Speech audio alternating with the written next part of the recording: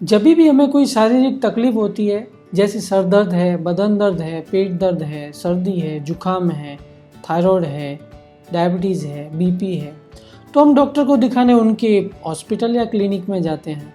Doctor हमें examine करते हैं, ज़रूरत लगे तो कुछ टेस्ट कराते हैं और फिर डायग्नोज करके हमें दवा लिख के देते हैं, जो मेडिकल स्टोर से परचेज करके घर जाते हैं और दवाई लेने के कुछ समय बाद हम ठीक हो जाते हैं।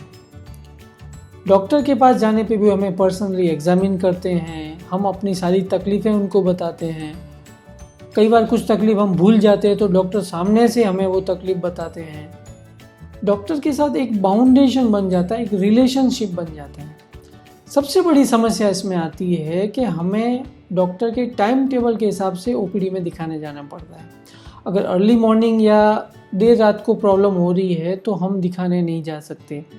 अगर हम अपॉइंटमेंट लेके डॉक्टर के पास जाते हैं तो कई बार वहाँ पे पेशेंट कंसल्टिंग में ज़्यादा समय लगा देता है। कई बार डॉक्टर किसी इमरजेंसी में चले जाते हैं, वहाँ पे कई पेशेंट बैठे होते हैं जो उनका इन्फेक्शन हमें लगने का चांस हो जाता है। वहाँ पे बाहर वेटिंग रूम में इतना नेगेटिव माहौल होता है, सब बीमारी को लेकर नेगेटिव बात कर रहे होते हैं। उसके बाद डॉक्टर कुछ टेस्ट लिखते हैं, वो कम से कम आधा दिन उस के अंदर लग जाता है खाली ओपीडी में डॉक्टर से कंसल्ट करने के लिए।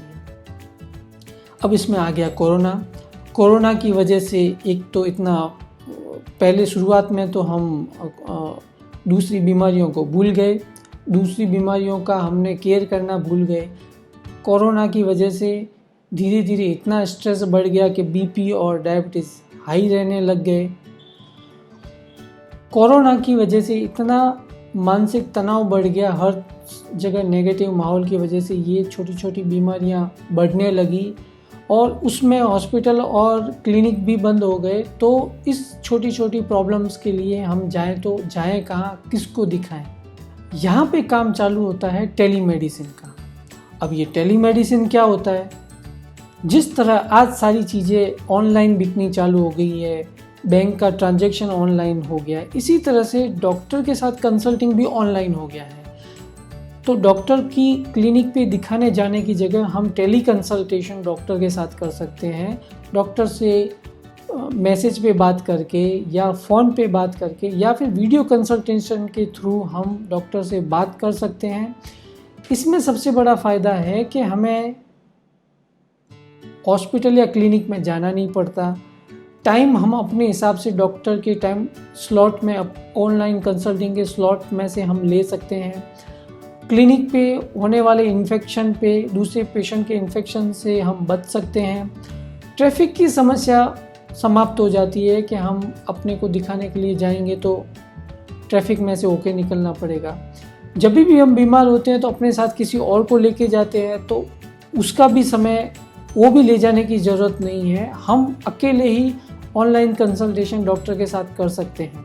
इसमें सबसे बड़ी समस्या आती है कि हमारा फिजिकल टच नहीं होता डॉक्टर के साथ में। बीपी, डायबिटीज़, शुगर जो डॉक्टर चेक करते हैं वो नहीं हो पाता।